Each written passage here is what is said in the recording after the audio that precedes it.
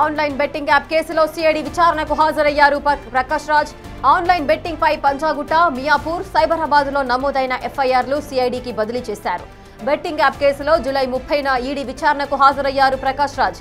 మరోసారి విచారణకు రావాలని నోటీసులు రావడంతో ఇవాళ వచ్చారు.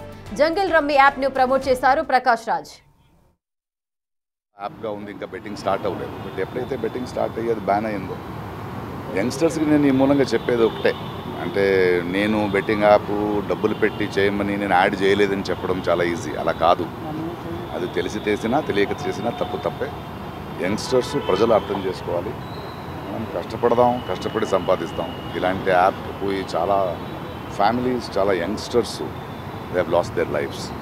And I'm sorry for that and hope మనం దీని నుంచి నేర్చుకుంటాం. Thank you sir. మీరు ఇమీడియట్ రియలైజ్ అయ్యారు కానీ సార్ యంగ్ యాక్టర్స్ వీళ్ళంతా కూడా ఇంకా ప్రమోట్ చేస్తున్నారు, లైక్ బిగ్ బాస్ చాలా ఉంది. అంటే వాళ్ళకి మీరేం చెప్తారు?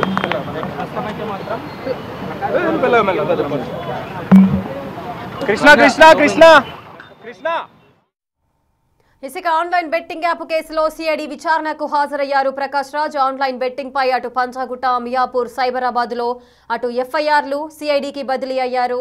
దీనికి సంబంధించిన పూర్తి డీటెయిల్స్ మా ప్రతినిధి అనిల్ లైవ్ లో అందిస్తారు. అనిల్, ప్రకాష్ రాజ్ విచారణ ఏ విధంగా జరిగింది? దీనికి సంబంధించిన పూర్తి డీటెయిల్స్ ఏంటి?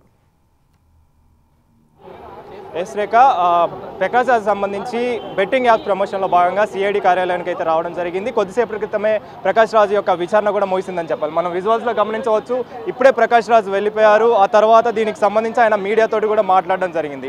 సిఐడి కార్యాలయానికి సంబంధించి గతంలో ఈడీ ఏదైతే విచారణ చేసిందో, విచారణ చేసిన నేపథ్యంలోనే సిఐడి కార్యాలయానికి సిఐడికి ఆ కేసుని బదిలీ చేశారు. కాబట్టి కేసు నేపథ్యంలో నన్ను పిలవడం జరిగింది. అయితే గతంలో నేను ఏదైతే బెట్టింగ్స్ యాప్కి సంబంధించి ప్రమోషన్ చేశానో, ఆ ప్రమోషన్లో భాగంగా వాళ్ళు వివరాలు కోరడం జరిగింది. కోరిన నేపథ్యంలోనే దానికి సంబంధించిన వివరాలు కూడా ఇచ్చాను. అయితే ఇప్పుడు ఆయన పశ్చాత్తాపం చెందుతున్నాను, అదేవిధంగా దానికి సంబంధించి నేను ఇంకోసారి ఆ బెట్టింగ్ యాప్స్ చేయనని చెప్పేసి కూడా ఆయన హామీ ఇవ్వడం జరిగింది. హామీ ఇచ్చిన నేపథ్యంలోనే యంగ్స్టర్స్కి కూడా ఆయన సూచనలు చేశాడు.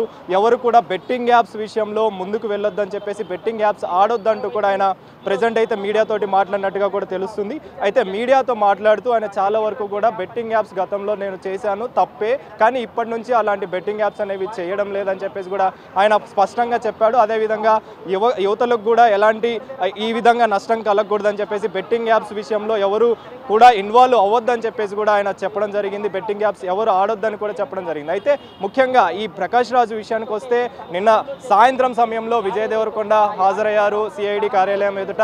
సిట్ అధికారులు ఆయనను విచారించారు. ఆ తర్వాత నిన్న ప్రకాష్ రాజ్ రావాల్సి ఉండగా కానీ ఈరోజు ఆయన హాజరయ్యారు. హాజరైన నేపథ్యంలో ఆయన్ని గంటసేపు, అంటే 3 గంటల సమయంలో ఆయన హాజరయ్యాడు. హాజరైన తర్వాత గంటసేపు ఆయన విచారించారు. విచారించిన నేపథ్యంలోనే ఈ బెట్టింగ్ యాప్స్ ప్రమోషన్ విషయంలో ఆయన చాలా వరకు కూడా డబ్బుల విషయంలో కావచ్చు, అదేవిధంగా లావాదేవీల విషయంలో కావచ్చు, ఆయన పైన కేసులు ఉన్నాయి. కాబట్టి ఆ ఆరోపణల నేపథ్యంలోనే ఆయన పిలిపించారు. పిలిపించిన నేపథ్యంలో గంటసేపు ఆయన విచారించారు. విచారించిన తర్వాత ఈ జంగిల్ రమ్మీకి సంబంధించి కావచ్చు, ఆ యాప్కి సంబంధించి కావచ్చు, ఆయన గతంలో ఈ యాప్స్ విషయంలో ప్రమోషన్ చేశాడు. ఆ యాప్లో ప్రమోషన్ చేసిన నేపథ్యంలోనే ఆయన పైన కేసులు కూడా నమోదయ్యాయి. ఇటు పంజాగుట్ట, మియాపూర్లో నమోదైన తర్వాత దానికి సంబంధించి రాష్ట్ర ప్రభుత్వం కూడా సీరియస్ అయింది. సీరియస్ అయిన అనంతరం ఈడీ దాని మీద ఫోకస్ పెట్టింది. ఈడీ మనీ లాండరింగ్ ఏమైనా పాల్పడ్డారా అని చెప్పేసి కోణంలో కూడా ఇటు ప్రకాష్ రాజ్ని, రానా దగ్గుబాటుని, అదేవిధంగా విజయ్ దేవరకొండని, లక్ష్మీ మంచుని వీళ్ళందరినీ కూడా విచారించింది. విచారించిన అనంతరం సిట్ కూడా ఆదేశాలు జారీ చేస్తూ ప్రభుత్వం నిర్ణయం తీసుకుంది. కాబట్టి ఆ సిట్ విచారణ నేపథ్యంలోనే ఈరోజు సిఐడి కార్యాలయంకి ప్రకాష్ రాజ్ రావడం జరిగింది. నిన్న విజయ్ దేవరకొండ 3:20 వస్తే ఈరోజు ప్రకాష్ రాజ్ మాత్రం 3 గంటలకు వచ్చాడు. దాదాపు గంట సేపు సిట్ కార్యాలయం ఎదుట ఆయన హాజరై దానికి సంబంధించి వివరాలు కూడా ఇవ్వడం జరిగింది. అదేవిధంగా సిఐడి అధికారులు, సిట్ అధికారులు ఆయన విచారణకు సంబంధించి స్టేట్మెంట్ కూడా రికార్డ్ చేశారు. అయితే ఈ జంగిల్ రమ్మీ యాప్ ను ప్రకాష్ రాజ్ ఎప్పుడు ప్రమోట్ చేశారు, అంటే ఏ ఇయర్ లో ప్రమోట్ చేశారు? విచారణకు నిన్న రావాల్సిన ఉన్న ప్రకాష్ రాజ్ మరి నిన్న రాకపోవడానికి రీజన్స్ ఏమై ఉన్నాయి? అదేవిధంగా ఈ రోజు విచారణకు వచ్చిన నేపథ్యంలో ఒక ఫైల్ కూడా మనకు కనిపిస్తున్న సిచ్యువేషన్ ఉంది. ఏదైనా డాక్యుమెంట్స్ ప్రొవైడ్ చేశారా? అంటే షెడ్యూల్ ప్రకారం నిన్న రావాల్సి ఉండగా ఆయన పనుల నిమిత్తం అంటే ఆయనకు సంబంధించి షూటింగ్ విషయంలో ఆయన రాలేకపోయారని చెప్పాలి. అందులో భాగంగానే ఈ రోజు ఆయన వచ్చారు, సిఐడి కార్యాలయానికి చేరుకున్నారు. అయితే జంగిల్ రమ్మీ విషయానికి వస్తే 2016 బిఫోర్ ఆయన జంగిల్ రమ్మీకి సంబంధించి యాప్ ప్రమోషన్ చేశారు. ప్రమోషన్ చేసిన అనంతరం దానికి సంబంధించి అంటే ఇది ఒక గేమింగ్ యాప్ అనుకుని నేను ప్రమోట్ చేశాను, కానీ ఇది బెట్టింగ్ యాప్ అని నాకు తెలియదు. కానీ దాని తర్వాత తెలిసిన అనంతరం దానికి సంబంధించి నేను ఎప్పుడు కూడా ప్రమోషన్ చేయలేదు. వాళ్ళకి సంబంధించి యాక్టివిటీస్ ఏవైతే ఉంటాయి అంటే ఒప్పందాలు ఏవైతే ఉంటాయో ఆ ఒప్పందాలను కూడా నేను కుదుర్చుకోలేదని చెప్పేసి ఒప్పందాలు కూడా నేను క్యాన్సిల్ చేసుకున్నా అని చెప్పేసి కూడా ఆయన చెప్పడం జరిగింది. చెప్పిన అనంతరమే ఆ ప్రమోషన్ విషయంలో చాలా వరకు కూడా ఆయన అవేర్నెస్ కల్పిస్తూ మీడియాతోటి కూడా మాట్లాడడం జరిగింది.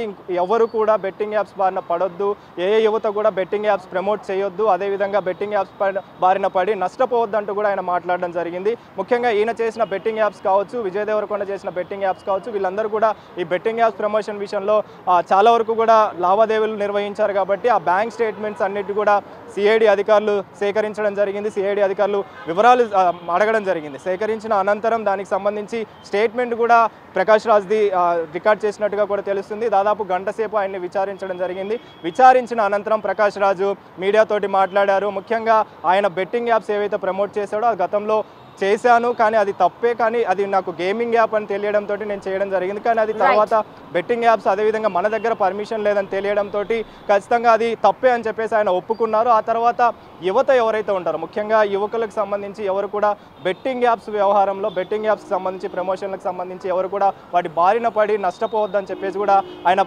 మీడియా సమావేశంలో మాట్లాడిన సిచ్యువేషన్ కూడా మనం చూడొచ్చు. రేఖ ఇందులో భాగంగానే ఇటు సిఐడి అధికారులు అయితే దృష్టి సారించారు. ముఖ్యంగా ఎవరైతే బెట్టింగ్ యాప్స్ ప్రమోట్ చేస్తున్నారో వాళ్ళపైన నిఘా పెంచారని చెప్పాలి. దానిలో భాగంగానే విచారణ వేగవంతం చేసిన సిచ్యువేషన్ మనం చూడొచ్చు.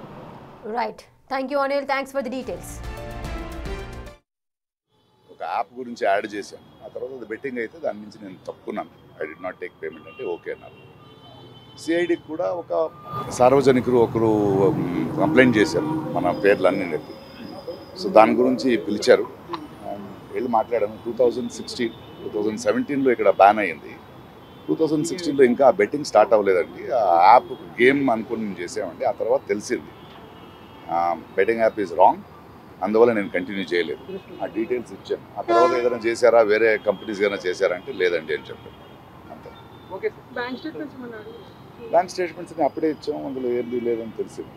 బట్ ఒకటి మా మాధ్యమం మూలంగా చెప్తున్నది, ఏదో అది కొందరు పెద్దవాళ్ళు చేశారు, వాళ్ళు చేశారు రూల్స్ అని కాదు. Betting app is wrong. Okay, అది చాలా యంగ్స్టర్స్ జీవితాలు పాడైపోతున్నాయి.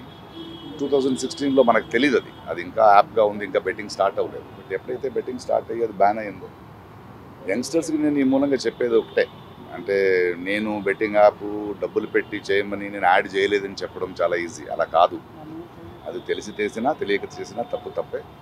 యంగ్స్టర్స్ ప్రజలు అర్థం చేసుకోవాలి. మనం కష్టపడదాం, కష్టపడి సంపాదిస్తాం. ఇలాంటి యాప్ పోయి చాలా families, chala youngsters, they have lost their lives, and I'm sorry for that, and hope manam deenni nunchi nechukuntam. Thank you. Betting